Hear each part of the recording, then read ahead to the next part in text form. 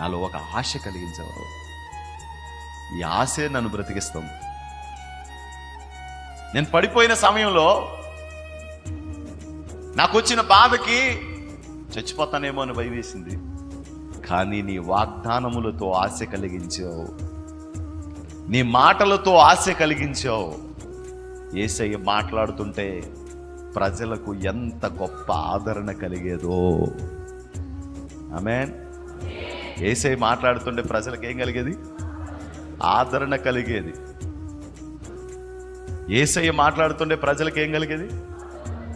ఆదరణ కలిగేది.